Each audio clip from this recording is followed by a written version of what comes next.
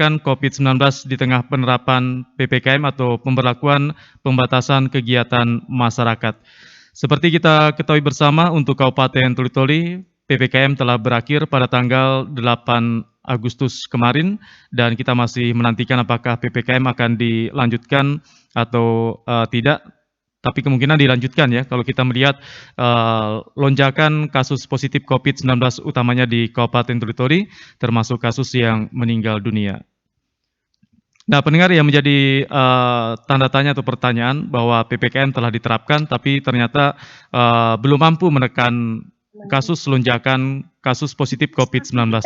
Nah, kira-kira apa yang perlu dibenahi atau apa yang perlu menjadi perhatian bagi semua pihak, karena seperti disampaikan oleh beberapa pejabat, utamanya Sekda Toli-Toli, seberapapun ketat pelaksanaan PPKM tanpa dukungan dan kerjasama dari semua masyarakat, maka PPKM tidak akan berjalan maksimal dalam rangka menekan kasus lonjakan positif COVID-19, utamanya di Kabupaten Toli-Toli. Baik, terkait topik ini nanti kami akan coba menghubungi beberapa narasumber. Yang pertama ada Kepala Dinas Kesehatan Provinsi Sulawesi Tengah, Pak Dr. Komang, kemudian dari Dinas Kesehatan Kabupaten Toli-Toli, dari Jubir Satgas COVID-19 Kabupaten Buol, kemudian dari Parimo ada Ibu Ellen Laudia selaku Kadis Kesehatan, kemudian Jubir Satgas COVID-19 Kabupaten Toli-Toli Pak Arham Ayakub. Dan baik, pagi hari ini saya sudah tersambung dengan juru bicara Satgas COVID-19 Kabupaten Buol, Pak Dr. Arianto S. Panabang. Assalamualaikum, selamat pagi Pak Dokter. Waalaikumsalam warahmatullahi wabarakatuh. Selamat pagi Pak Sardono, selamat pagi pemirsa RRI. Oke. Salam sehat dari Toli-Toli Pak Dokter. Salam sehat semuanya. Oke. Baik Pak Dokter, kita berbicara terkait lonjakan COVID-19 di tengah penerapan PPKM. Kalau kita salah bahwa di Kabupaten Buol juga diterapkan PPKM, namun berdasarkan data yang kami lihat di Pusat Data dan Informasi Provinsi Sulawesi Tengah, juga terjadi lonjakan kasus positif. Nah, Pak Dokter, kira-kira apa yang bisa menjadi catatan dan evaluasi bersama bahwa PPKM yang diterapkan ini belum terlalu maksimal untuk menekan laju perkembangan COVID-19, utamanya di Kabupaten Buol? Silakan Pak Dokter. Ya, terima kasih. Assalamualaikum warahmatullahi wabarakatuh. Waalaikumsalam. Selamat pagi dan salam sejahtera untuk kita sekalian. Yang pertama saya mengucapkan selamat tahun baru Hijriah 1443 Hijriah.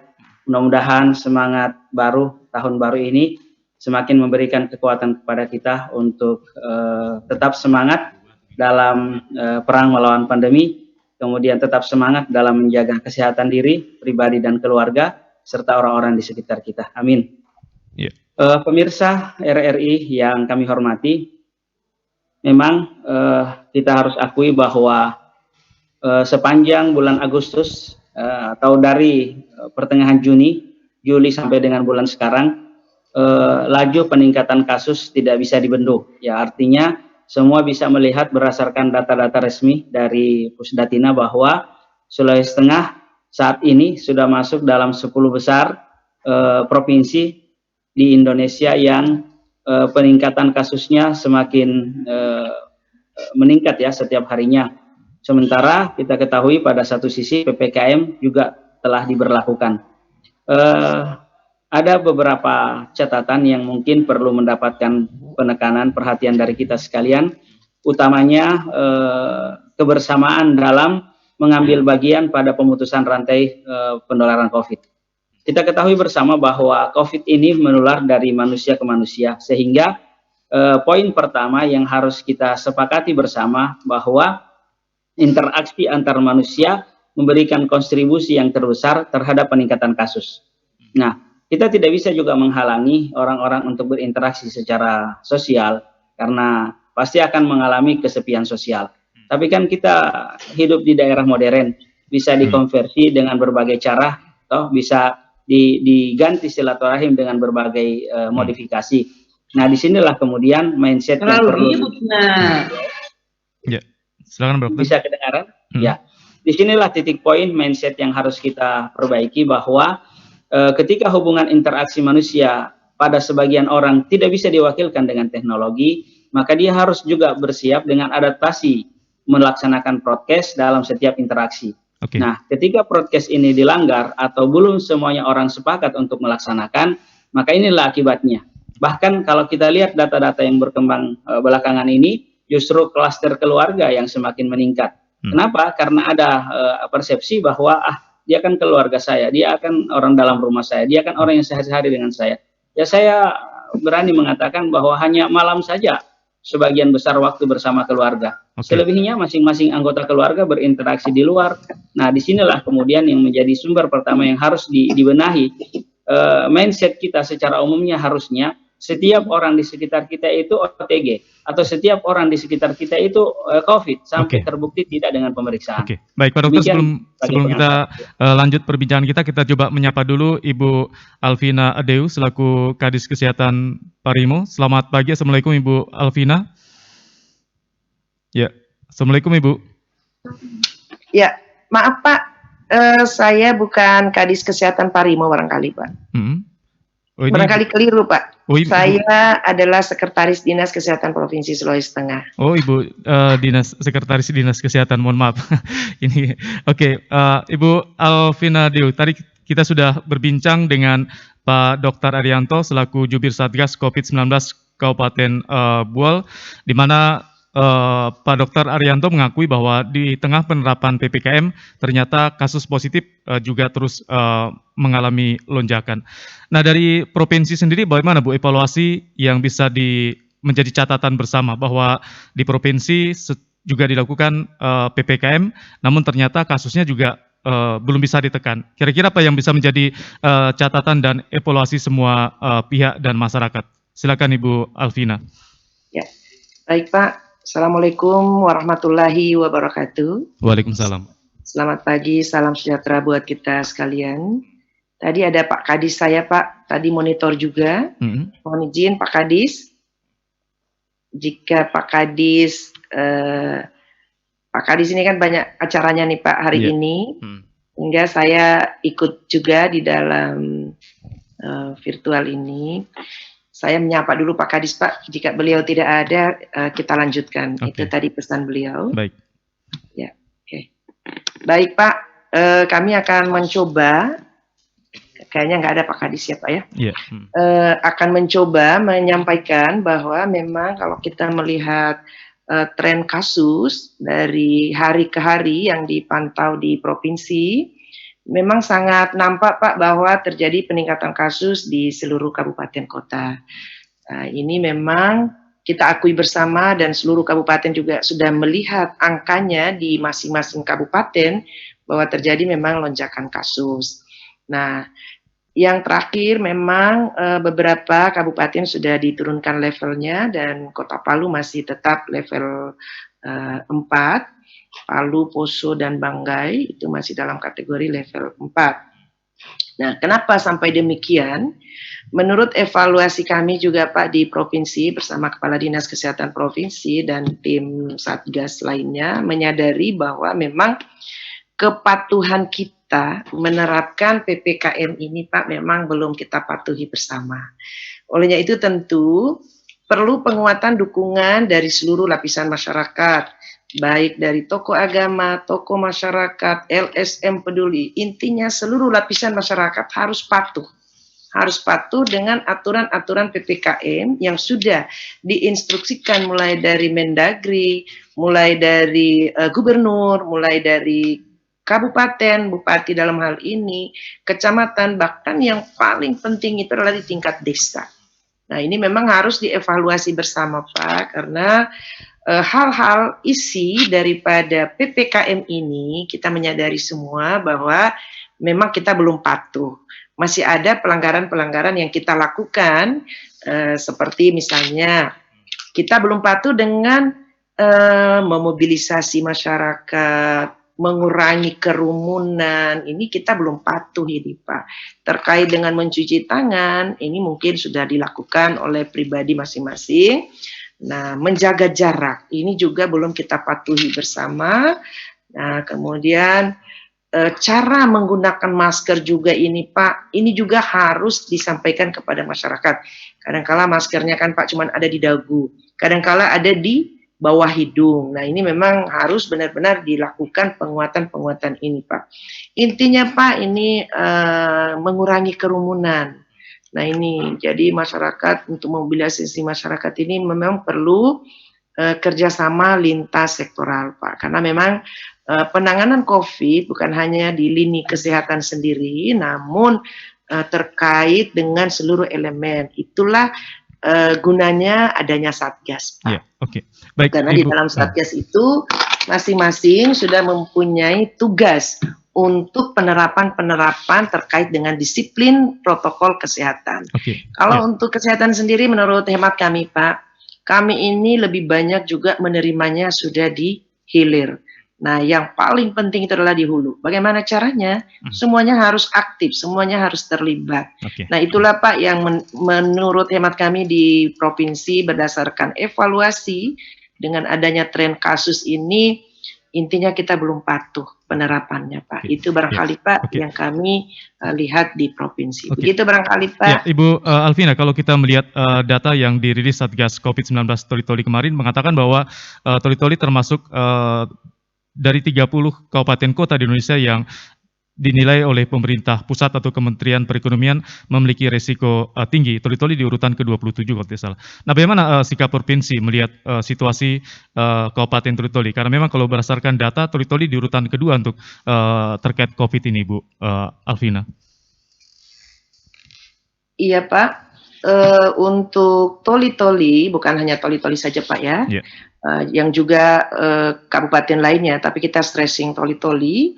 Untuk provinsi Pak, hanya menyampaikan kepada seluruh tim yang ada di Kabupaten Toli-Toli agar melakukan percepatan untuk pengendalian COVID-19 di wilayahnya.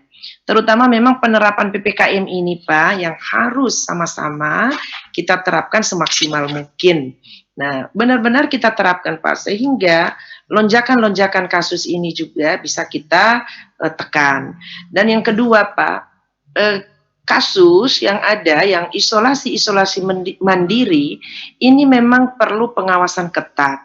Olehnya itu kolaborasi antara Satgas ataupun Pokja yang ada di desa, ini harus ditingkatkan.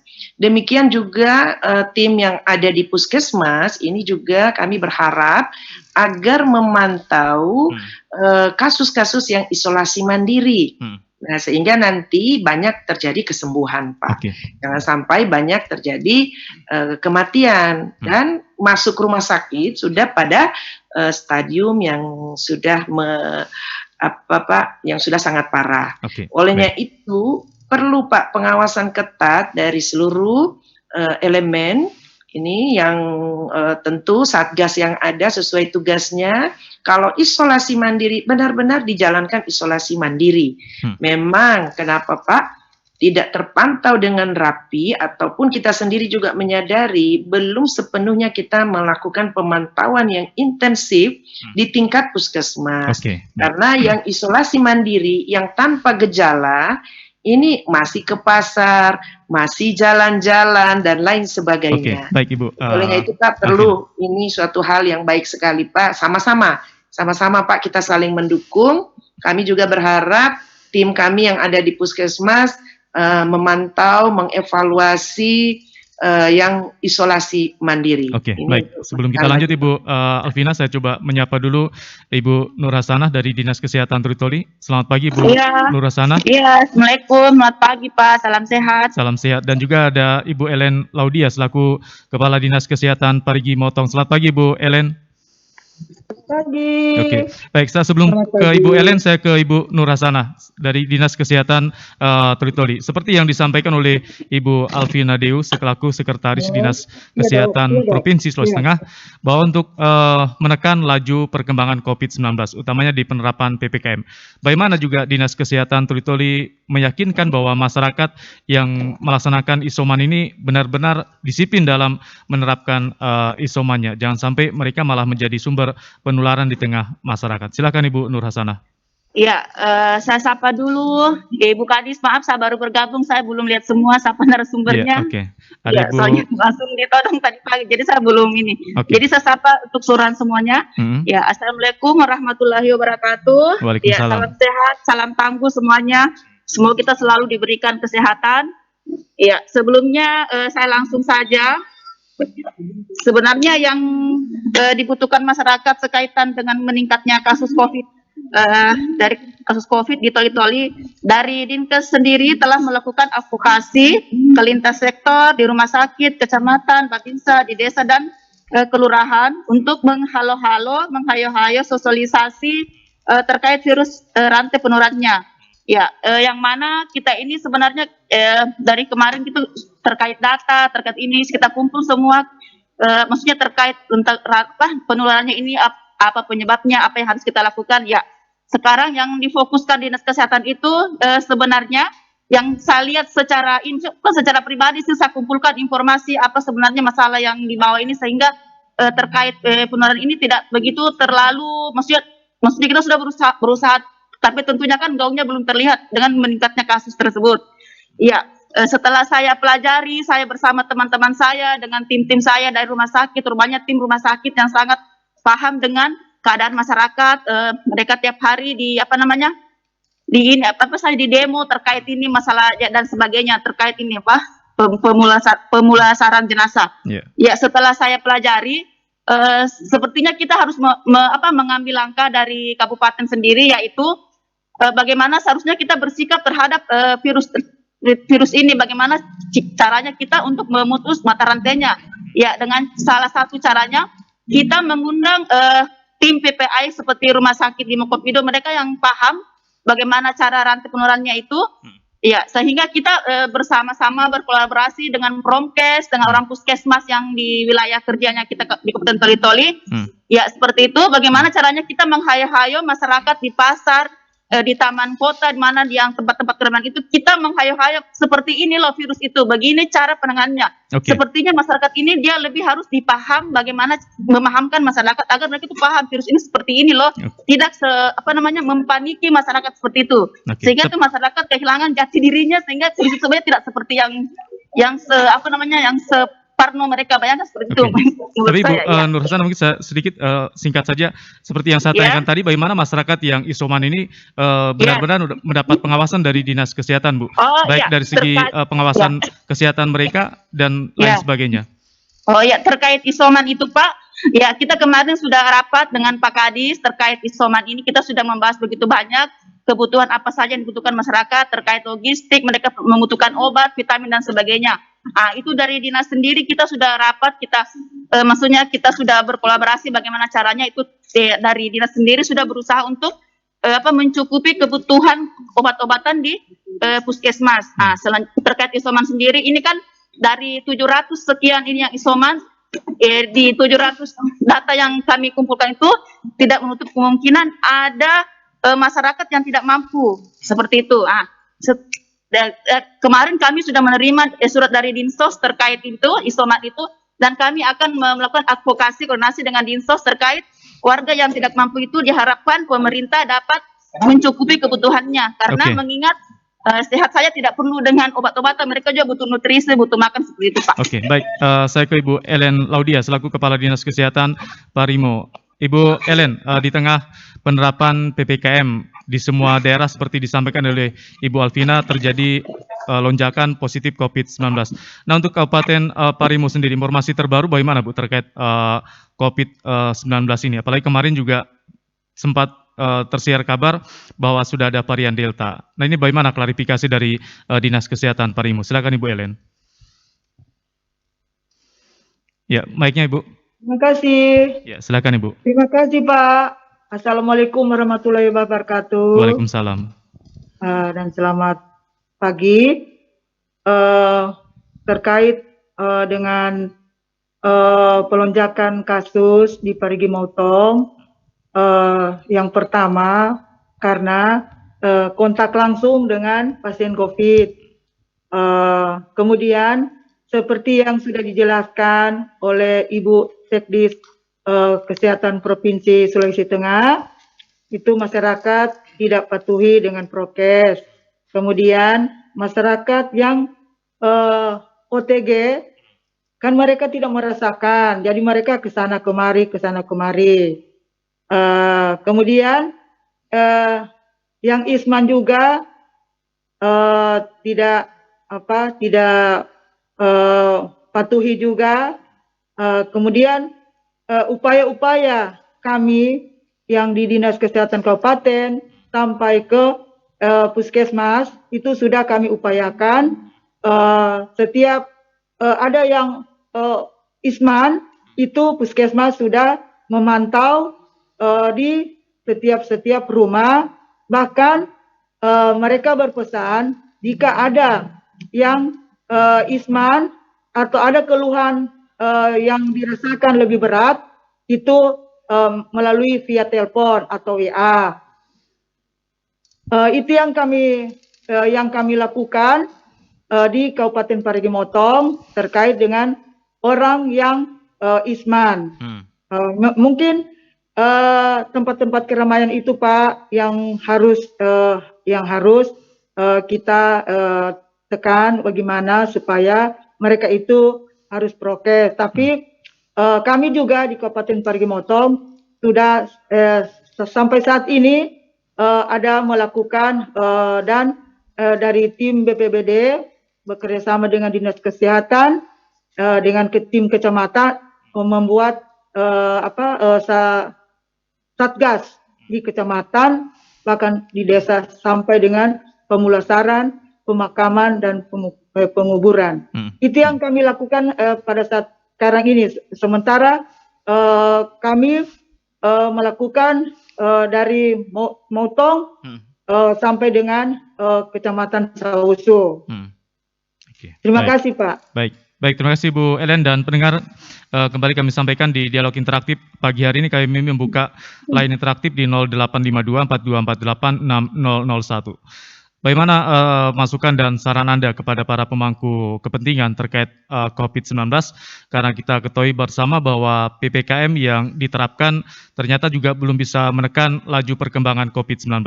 Apalagi kalau kita ketahui bahwa PPKM juga berdampak kepada masyarakat, di mana masyarakat harus terutama di sektor perekonomian karena ada pembatasan. Kemudian PPKM juga membutuhkan anggaran yang besar, tapi ternyata belum efektif dan maksimal untuk menekan kasus positif COVID-19. Nah, kira-kira apa yang bisa menjadi evaluasi bersama bagi semua masyarakat, utamanya yang berada di Provinsi Sulawesi Tengah?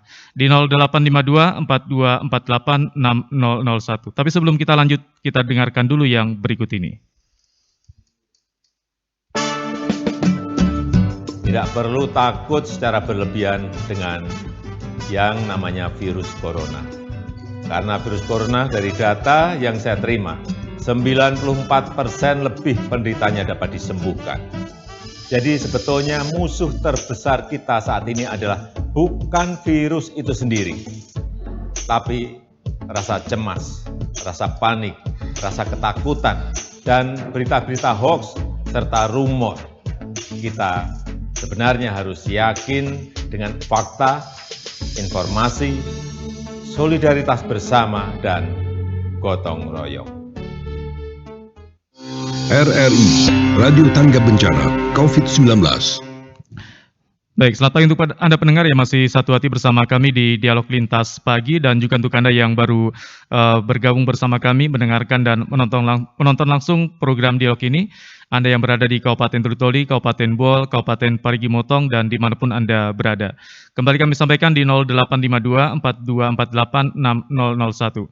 Baik, saya kembali ke Pak Dr. Arianto S. Panambang selaku Jubir Satgas COVID-19 Kabupaten Bol. Pak Dokter, kalau kita melihat data ini bahwa Bol dalam beberapa hari ini juga lonjakan kasusnya meningkat Pak ya, karena tidak salah kemarin 11 berdasarkan data dari provinsi.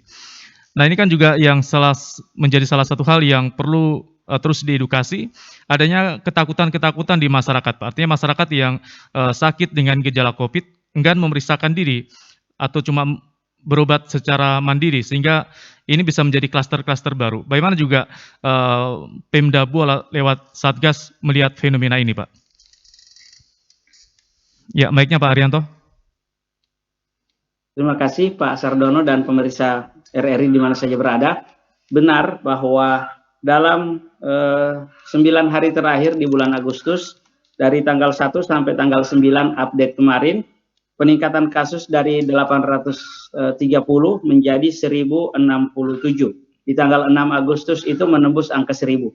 Sehingga dalam 9 hari jumlah peningkatan kasus di Kabupaten Boal meningkat 22,2% atau sebanyak 237 kasus.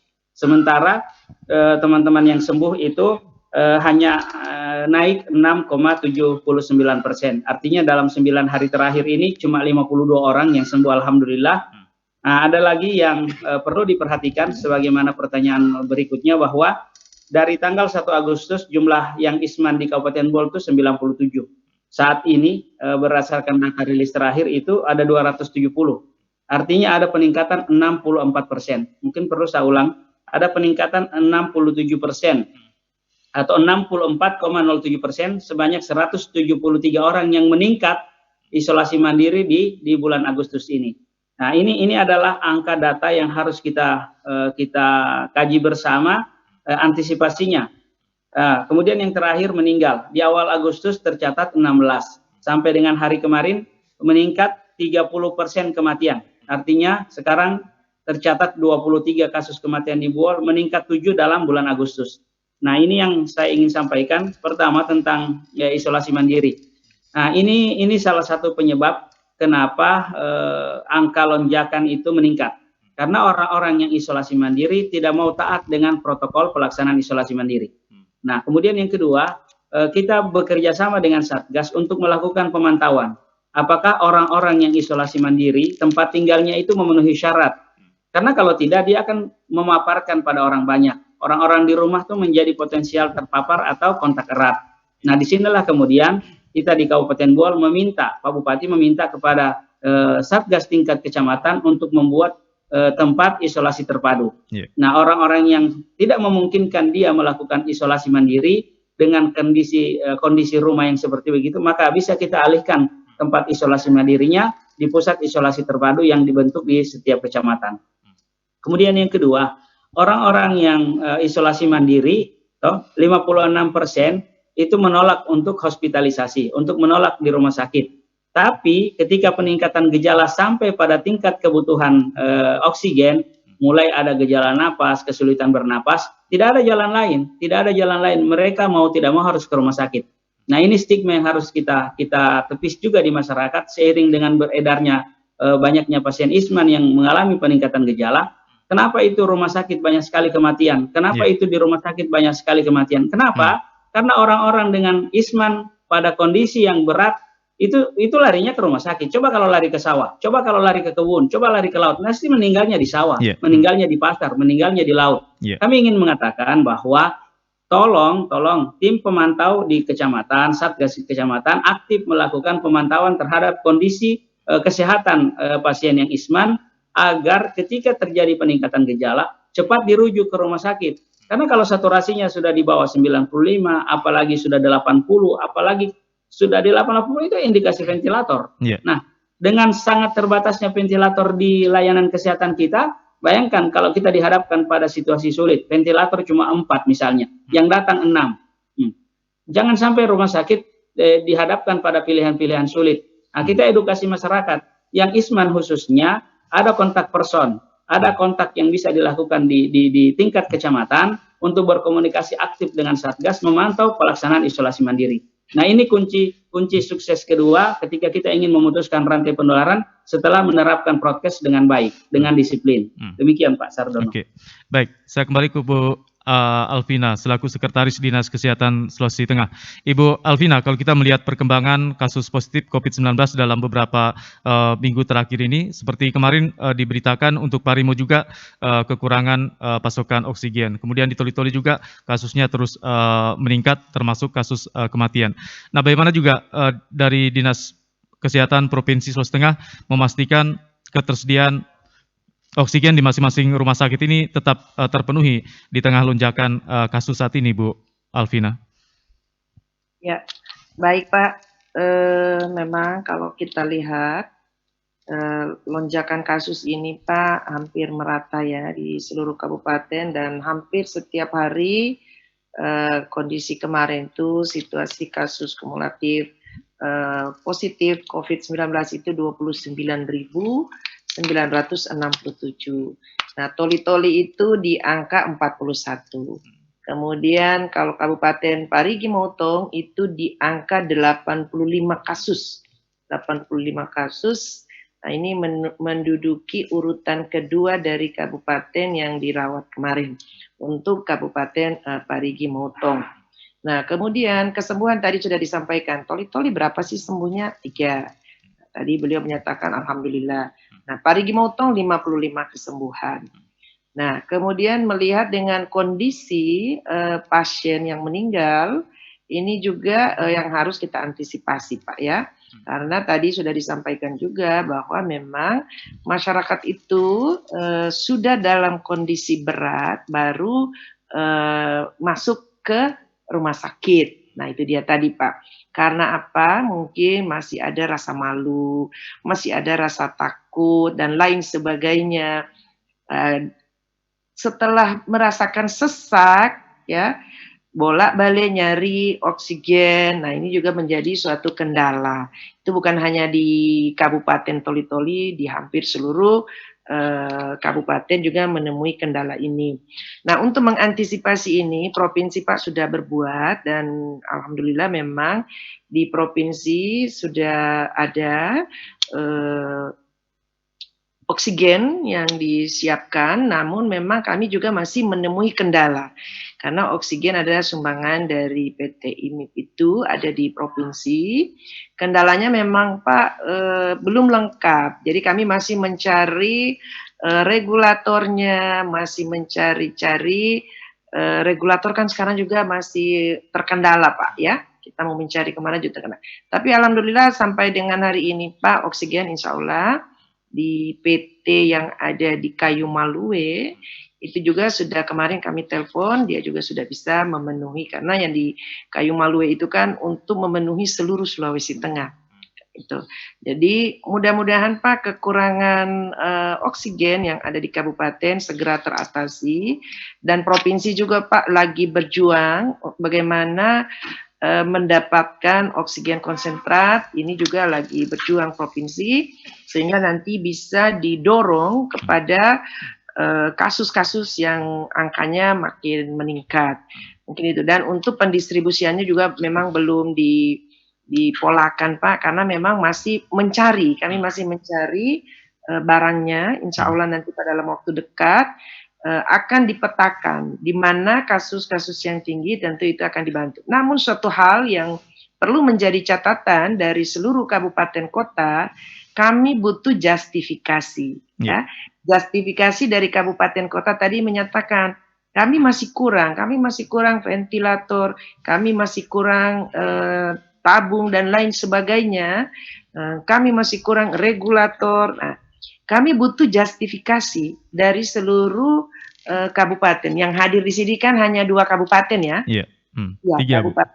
3 ya. Toli-Toli, Buol, dan Parigi Motong. Buol, Bu. Oh, Buol. Okay. Ya, ada Pak Dr. Arianto. Ya, Buol, kami sudah mencoba melihat apa kebutuhan dari Kabupaten Buol. Kami sudah melihat Pak, namun kami boleh Pak diberikan lagi terkait surat kebutuhannya, ya surat kebutuhannya, sehingga pendistribusian ini bisa berdasarkan justifikasi dari seluruh kabupaten. Karena yang masuk ini yang butuh oksigen konsentrat, ini belum ada suratnya Pak yang masuk di kami, sehingga kami belum bisa menyatakan kalau ini sudah terakomodir di provinsi, akan didistribusi ke kabupaten kota, kami belum bisa menyampaikan hal ini. Karena memang masih dalam proses penyiapannya.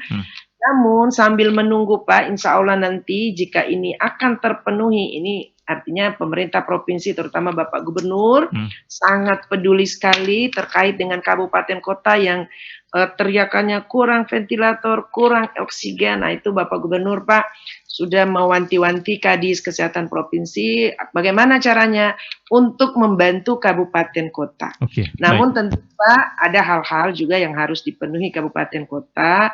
Tolong suratnya ditujukan ke Kadis dan dibuatkan justifikasinya sehingga kami di provinsi Pak bisa menyuarakan apa yang diinginkan oleh kabupaten kota. Jadi itu barangkali yang menjadi kendala kami juga di provinsi. Baik. Saya ke Ibu, sebelum lanjut Ibu, kita ke Ibu Ellen. Bu Ellen, dalam beberapa hari ini Parimo diterpa isu bahwa rata-rata pasien COVID yang meninggal karena stok oksigen yang minim. Nah, sebenarnya bagaimana klarifikasi terkait hal ini, Ibu Ellen? Iya Pak. Iya. Terima kasih. Memang kami kekurangan oksigen yang ada di rumah sakit.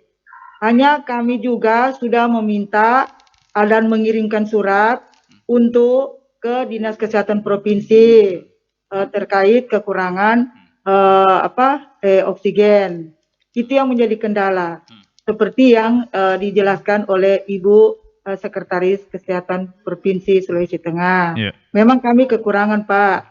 Hanya itu kami juga sudah berusaha. Tapi karena kekurangan, jadi kami sudah minta dan mengirim surat untuk meminta oksigen ke Dinas Kesehatan Provinsi melalui Dinas Kesehatan Provinsi dengan obat-obat. Insya Allah mungkin sebentar akan dijemput. Ya. Ya, Pak. Baik. Saya ke Ibu Nur Hasanah, Dinas Kesehatan Toli-Toli. Ibu Nur Hasanah, dalam rangka memutus mata rantai penyebaran COVID-19, ini kan juga digalakan terkait 3T, testing, treatment, dan yang lainnya. Nah, bagaimana untuk Dinas Kesehatan Kabupaten Toli-Toli memastikan 3T ini memang berjalan di lapangan sehingga lebih cepat dideteksi, lebih cepat pengendalian, lebih cepat pengobatan, Ibu Nur Hasanah? Iya, terkait dengan 3T, kita kan punya ada aplikasi lacak. Di situ kita semuanya kolaborasi, Babinsa, relawan, petugas kesehatan, semua terlibat, kepala puskesmas dan termasuk satgas pun di situ. Ya, terkait itu kami selalu pantau lewat aplikasi yang diluncurkan oleh dari pusat. Kami gunakan aplikasi itu. Jadi kami tiap hari itu memonitor laporan harian. Memang betul-betul real, karena saat ini kan kita memakai dua sistem, yang Lavar dengan Alrekod. Alrekod kan dari provinsi, sedangkan Lavar itu yang memang data real yang kita gunakan.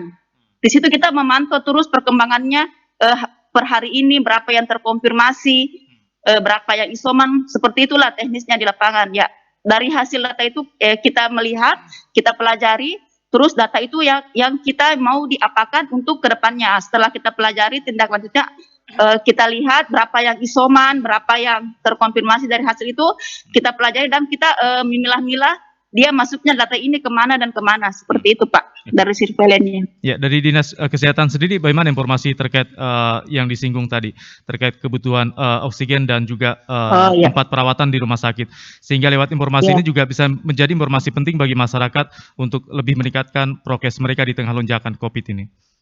Iya, sekaitan dengan penambahan yang seperti yang dikatakan Ibu Sekretaris Dinkes Provinsi, kalau untuk perawatannya setahu saya kemarin sudah komunikasi dengan rumah sakit. Kemarin itu ada 3 tempat perawatan dan mereka akan menambah lagi 4 perawatannya, seperti itu. Terus selanjutnya terkait obat-obatan O2, ya Dinkes sendiri setelah berupaya, kita kemarin sudah ini bersama Kadis semua yang terlibat, pejabat-pejabat yang instalasi farmasi, semua membicarakan masalah kebutuhan untuk percepatan untuk mengadakan bahan-bahan yang khususnya bukan bahan-bahan sih, khususnya pengobatan seperti logistik, vitamin dan O2 telah kita dipesan oleh dari pihak farmasi sendiri. Baik, dan dalam waktu dekat ya akan akan disalurkan secepat mungkin Pak. Oke, baik, kembali kami sampaikan di 0852 4248 6001. Masih ada waktu kita beberapa menit ke depan. Silakan untuk Anda yang ingin bergabung bersama kami di Dialog Lintas Pagi untuk edisi hari ini, hari Selasa 10 Agustus 2021 ya, di 0852 4248 6001. Lonjakan COVID-19 di tengah penerapan PPKM. Bahkan menurut informasi yang kami terima, PPKM ini akan ditingkatkan levelnya. Kalau Toli-Toli kemarin baru level 3 ya. Ini kalau sampai naik ke level 4 pasti akan lebih ketat lagi, sehingga perlu perhatian bersama karena di beberapa tempat juga PPKM mendapat pro dan kontra karena masyarakat selain memikirkan kesehatan juga tentunya memikirkan perekonomian atau usaha yang dijalankan. Baik, silakan di 0852 4248 6001. Saya kembali ke Pak Arianto.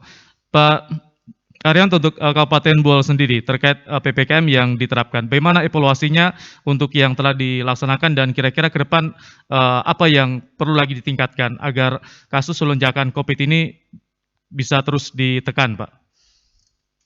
Ya, terima kasih.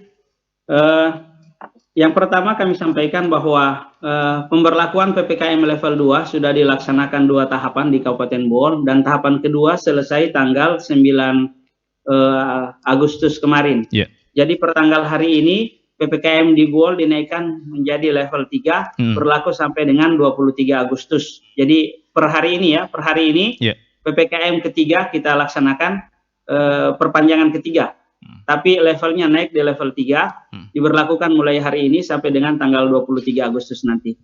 Nah, evaluasi secara umum terhadap 2 PPKM sebelumnya, yang pertama, kita harus tidak bosan untuk melakukan penguatan terhadap pelaksanaan dan ketaatan masyarakat terhadap prokes.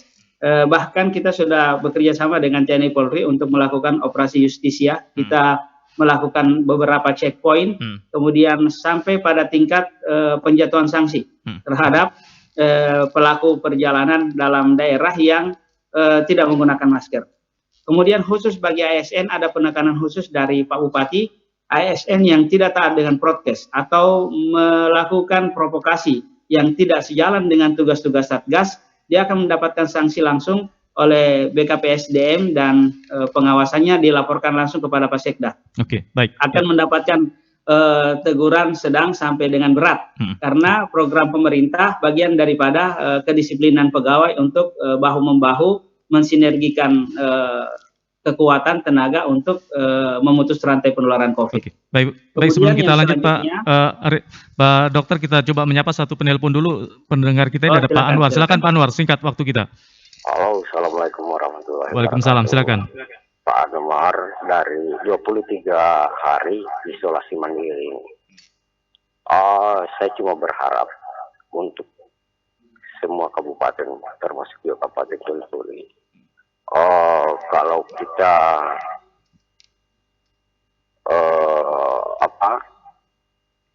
sudah terkena oksigen, maksudnya ini harus disediakan, sebab merupakan pengalaman saya, saturasi oksigen saya dari 95 drop 65 itu Pak seperti sudah mati. Nah, ini yang menyebabkan kematian. Nah itu, jadi saturasi oksigen ini yang perlu pemerintah, dan kemudian obat sesak napas itu. Nah ini saya kira yang perlu diantisipasi. Saya sepakat dengan Buol tadi yang mengatakan memang ini yang menyebabkan kematian. Kemudian saya berpesan kepada masyarakat, kalau tidak ada pekerjaan, berhenti itu kumpul-kumpul Pak. Cerita-cerita, pergi berkaraoke, pergi yang tidak ada guna-guna semua itu. Kalau tidak ada pekerjaan, lebih baik pulang di rumah atau pergi berkebun. Baik, terima kasih Pak Anwar. Kita sudah bisa. Waalaikumsalam. Ini Pak Anwar adalah selaku orang yang sudah terpapar juga, artinya pengalaman pribadi yang bisa menjadi masukan bagi semua pihak. Satu penelpon lagi ada Pak Heri di Toli-Toli. Silakan Pak Heri, singkat waktu kita di pagi hari ini. Assalamualaikum. Waalaikumsalam, silakan. Saya tertarik dengan pernyataan Ibu Alvina bahwa medis kesehatan itu adalah hilir. Selama ini kalau yang saya lihat itu kasihan, dinas kesehatan itu begitu berjuang kuat. Bahkan yang menjadi sasaran itu adalah dinas kesehatan, direktur rumah sakit seperti Dr. Arianto, Ibu Ellen, bahkan ada tuduhan-tuduhan miring dengan sengaja membiarkan pasien-pasien itu meninggal dan sebagainya. Nah, saya kepengen pemerintah provinsi, kabupaten yang ada di Toli-Toli, di Buol, Parimo, dan semua Sulawesi Tengah mendorong para camat dan kepala desa, lurahnya, supaya mereka ini yang garda di depan, yang bisa menahan laju kehidupan sosial masyarakat. Sehingga jangan sampai, tadi Ibu Alvina bilang air sudah di batang leher baru bawa ke rumah sakit, ya terlambat. Karena kalau sudah datang dalam kondisi 99% itu mustahil itu bisa di ini. Baik. Saya kira itu yang bisa disampaikan. Terima kasih Pak Heri. Baik, ada dua penelpon di ujung dialog kita, ada Pak Anwar dan Pak Heri. Mungkin saya kembali ke Pak Dr. Arianto sekaligus closing statement. 1 menit Pak Dr. Arianto, apa yang menjadi penekanan Bapak, termasuk tadi dari Pak Anwar yang juga sudah merasakan bagaimana siksanya menderita COVID, apalagi jika saturasi oksigennya sudah di bawah standar. Apa yang bisa menjadi penekanan dari Pak Arianto, bahwa PPKM kembali diterapkan, tapi tanpa kepedulian bersama pasti tidak akan maksimal juga di lapangan. Apa yang menjadi penekanan? Silakan Pak Arianto. Ya, terima kasih Pak Sardono. Yang pertama kita harus sepaham dulu di frekuensi yang sama bahwa tanggung jawab untuk pemutusan rantai penularan COVID adalah tanggung jawab bersama. Bukan hanya instansi kesehatan ya, bukan hanya instansi kesehatan dan pemerintah daerah. Sampai pada tingkat pengusaha, kemudian para pihak ketiga, saatnya untuk turun memberikan bantuan, supporting apa saja sehubungan dengan kegiatan-kegiatan pemerintah dalam melakukan upaya pemutusan rantai penularan. Pihak ketiga, para pengusaha di daerah yang saat ini mendapatkan banyak fasilitas dari pemerintah, saatnya mengeluarkan CSR-nya untuk bahu-membahu mengambil bagian dalam program yang telah diterapkan. Itu yang pertama. Kemudian yang kedua, 3 hal yang harus tetap kita lakukan. Yang pertama, penerapan prokes dengan baik. Kemudian yang kedua, pelaksanaan 3T dengan tertib. Tidak boleh takut dengan banyaknya kasus yang kita lakukan pelacakan, pemeriksaan. Justru itu akan membuat kita lebih terarah dalam melakukan tindak lanjut. Baru yang terakhir, pemantauan ketat pasien isolasi mandiri, karena hospitalisasi sekarang terbatas juga jumlahnya. Di Kabupaten Buol dari 20 kita sudah meningkatkan menjadi 38. Ini harus kami sosialisasikan bahwa kalau saatnya nanti kalian tidak taat masuk ke rumah sakit, siap-siap dirawat di koridor, karena memang rumah sakit tidak boleh ditutup untuk pelayanan umum. Nah, ini yang harus kita tekankan. Isolasi mandiri harus dipantau dengan baik, supaya ketika ada peningkatan gejala, jangan sampai sudah berat baru masuk ke rumah sakit. Demikian. Baik. Ya, saya ke Ibu Ellen Laudia, selaku Kepala Dinas Kesehatan Parigi Motong. Ibu Ellen, di tengah tingginya kasus positif COVID termasuk yang meninggal, ini juga masih ada stigma-stigma buruk di tengah masyarakat, termasuk bagi tenaga kesehatan dan fasilitas kesehatan. Apa yang bisa menjadi penekanan Ibu Ellen bagi semua masyarakat di Kabupaten Parigi Motong untuk bersama-sama menekan laju perkembangan kasus COVID ini, Bu? Silakan Ibu Ellen. Suaranya, mic-nya Bu. Mic-nya Ibu Ellen, belum kami dengar suaranya. Iya. Oke. Terima kasih Pak atas kesempatan yang diberikan. Upaya-upaya kami Pak, yaitu untuk memutuskan rantai penularan terhadap kasus-kasus atau yang COVID. Itu yang pertama Pak. Kemudian tetap dengan prokes, memakai masker, menjauhi kerumunan atau 3M atau 4M itu. Kemudian Pak, kalau kami juga Dinas Kesehatan dan rumah sakit itu sudah berupaya, namun karena mungkin pemahaman terhadap masyarakat, karena kalau OTG itu kan mereka tidak merasakan, ada orang hanya kesana kemari, sehingga mereka tidak tahu bahwa mereka itu sudah reaktif. Nanti sudah berat, sudah rasa mual, itu baru mereka ke pelayanan kesehatan. Tapi untuk upaya-upaya kami, tetap kami jalani atau tetap kami pantau Pak di Dinas Kesehatan dan rumah sakit serta puskesmas yang ada di wilayah Kabupaten Parigi Motong. Itu Pak, tetap kami berusaha untuk bagaimana supaya masyarakat itu mengerti dan tahu, dan kami juga sudah memberikan penyuluhan bahwa kalau sudah ada rasa-rasa meriang, sakit kepala, hidung tersumbat, segera ke pelayanan kesehatan. Minimal minum vitamin C, paracetamol, gitu Pak. Baik, saya ke terima kasih, Ibu Pak. Nur Hasanah dari Dinas Kesehatan Toli-Toli, apa yang bisa menjadi stressing atau penekanan dari Ibu Nur Hasanah terkait lonjakan COVID di Kabupaten Toli-Toli, apalagi yang meninggal juga ini hampir meningkat juga tiap harinya, Ibu Nur Hasanah. Ya, terima kasih kesempatannya Pak untuk closing pada pagi hari ini. Ya, dari kami dari Dinas Kesehatan berharap banyak bersama-sama kita untuk memutus mata rantainya, tidak hanya dari Dinkes sendiri, tidak dari rumah sakit, tapi lebih ke hilir, lebih dari tingkat yang paling bawah, tingkat mikronya ya. Jika yang di bawah juga bergerak sama dari desa, lurah, camatnya, saya rasa kita kalau dengan membersamai penularan mata rantai ini, saya rasa semua akan berjalan sesuai beriringan dan tidak ada saling maksudnya saling keseimbangan itu pasti akan ada. Ini kan karena cuma salah satu saja yang bergerak, yang lainnya kan yang tidak peduli. Menurut saya, marilah kita sama-sama peduli bersama, menggunakan pakai hati nurani kita. Kita sudah melihat kasus ini begitu meningkat. Marilah kita menggugah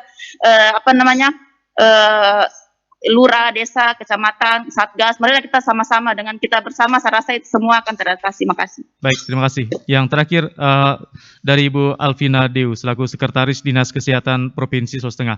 Beberapa kabupaten sudah kembali menerapkan PPKM, termasuk di Buol tadi sudah dari level 2 naik ke level 3 dan mungkin Toli-Toli juga akan naik level. Tapi apa yang bisa menjadi penekanan dari Ibu Alvina Dew terkait penerapan PPKM ini agar kasus positif COVID-19 di Sulawesi Tengah tidak semakin meningkat, bahkan kasus kematian, sehingga roda perekonomian, roda kehidupan masyarakat bisa kembali normal, Bu, karena biar bagaimanapun PPKM yang diterapkan juga mendapat pro dan kontra, utamanya bagi para pelaku usaha yang harus terdampak dengan penerapan PPKM ini. Silakan Ibu Alvina. Ya, baik Pak, terima kasih. Kami dari Provinsi Pak, kata kuncinya Pak, kata kuncinya bahwa seluruh masyarakat harus patuh dengan protokol kesehatan. Jadi ini memang mudah diucapkan, namun sulit diimplementasikan. Olehnya itu barangkali Pak, kita perlu kolaborasi, koordinasi, komitmen kebersamaan, ini yang perlu Pak. Ini yang harus kita tekankan, baik itu melalui unsur pemerintah, swasta, perguruan tinggi. Nah ini yang harus dilibatkan, LSM yang peduli, kemudian pihak-pihak swasta perlu berkomitmen Pak, perlu berkomitmen. Nah, komitmen yang utama adalah dari diri sendiri, ya. Patuh ini memang mudah diungkapkan, tapi mari kita terapkan mulai dari diri kita, keluarga dan masyarakat. Ini yang perlu. Dan memang seberapapun rumah sakit yang disiapkan tempat tidurnya, jika kita tidak patuh Pak, akan kolaps, rumah sakit akan kolaps. Lagi-lagi tempat tidur tidak mencukupi. Olehnya itu, untuk Buol, Toli-Toli, dan Parimo, kami menyarankan petakan kasus-kasus seperti Buol. Isolasi mandiri tercatat di dalam laporan yang kami input, 265 isolasi mandiri. Toli-Toli 657 yang isolasi mandiri. Parimo 406 isolasi mandiri. Ini saran kami Pak, dipetakan. Ada berapa kasus yang memang betul-betul tanpa gejala. Itu benar apa yang disampaikan oleh Kabupaten Buol tadi, kalau nggak salah Pak Toli-Toli, saya lupa ibu-ibu tadi, bahwa memang ada aplikasi New All Record. Tetapi kita tidak boleh mengandalkan juga hal itu. Yang kita butuhkan untuk tim kesehatan, pemantauan langsung di lapangan.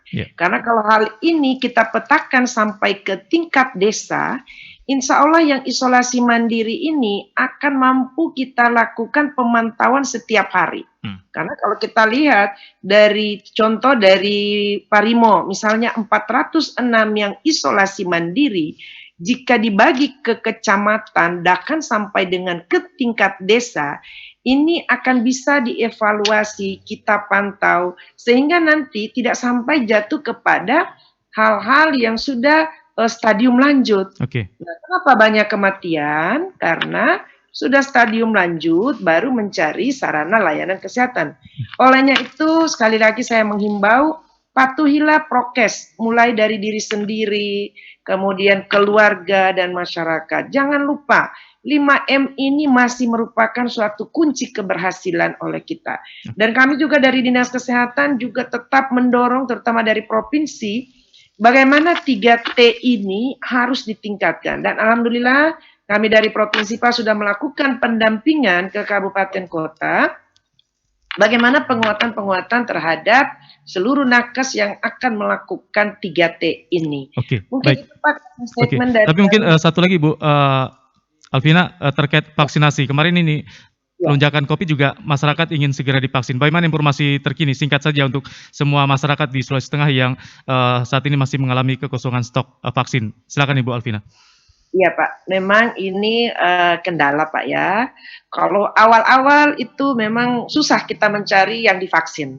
Tapi sekarang antusias masyarakat memang sudah sangat tinggi Pak. Mau semuanya divaksin, tapi apalah daya Pak. Itulah kondisi situasi yang ada di Provinsi Pak dan seluruh vaksin itu sudah didistribusi ke kabupaten kota. Kami lagi berupaya juga Pak, dan ini memang bukan hanya untuk di Sulawesi Tengah, ini memang hampir seluruh Indonesia ya Pak ya, merasakan kekurangan vaksin ini. Jadi olehnya itu kami mengutamakan memang di provinsi itu vaksin-vaksin yang sudah vaksinasi yang kedua. Nah, kemudian yang terakhir juga ini untuk nakes, kami juga mengingatkan percepatan untuk vaksin nakes ya, vaksin nakes ini insya Allah Kabupaten Parigi Motong, Toli-Toli dan Buol apakah sudah menerima vaksin yang untuk nakes, ini segera direalisasikan di bulan Agustus ini. Itu barangkali Pak. Baik, terima kasih Bu Alvina Dew untuk waktunya sudah berbincang, berdialog, menyapa semua masyarakat di Sulawesi Tengah. Untuk Ibu Ellen Laudia, Kadis Kesehatan Parimo, Ibu Nur Hasanah mewakili Kepala Dinas Kesehatan Toli-Toli, Pak Arianto, kemudian Anda semua yang sudah mendengarkan dan menonton langsung program dialog kami. Kita berpisah, jumpa lagi dengan topik yang berbeda dan kembali seperti ditekankan oleh para narasumber bahwa PPKM yang dilaksanakan seketat apapun tanpa dukungan dan kerjasama semua lapisan masyarakat, maka hasil yang diharapkan tidak akan maksimal dalam rangka menekan laju perkembangan COVID-19 di masing-masing daerah yang sama-sama kita cintai. Saya Sardono bersama seluruh kerabat kerja yang bertugas mengucapkan selamat pagi, selamat melanjutkan tugas-tugas Anda dan tetap jaga kesehatan.